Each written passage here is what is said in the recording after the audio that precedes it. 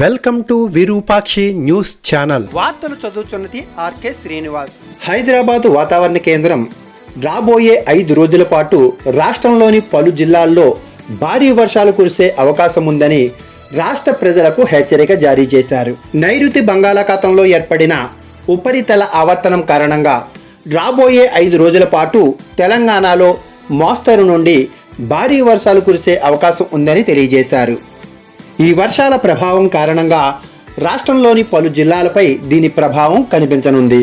ముఖ్యంగా ఈ సమయంలో ప్రజలు అప్రమత్తంగా ఉండాలని వాతావరణ శాఖ సూచిస్తోంది. ఈ సమయంలో ప్రజలు ఇళ్లలోనే ఉండటం ఉత్తమమని తెలియజేస్తున్నారు. ఈ సమయంలో బలమైన ఈదురుగాళ్లు 30 నుండి 40 కిలోమీటర్ల వేగంతో వీచే అవకాశం ఉంది. వాతావరణ శాఖ జారీ చేసిన వర్ష సూచన పలు జిల్లాల్లో వర్ష ప్రభావం అధికంగా ఉండే అవకాశం ఉండటంతో పలు జిల్లాల్లో నివసించే ప్రజలు అప్రమత్తంగా ఉండాలి అని తెలియజేశారు.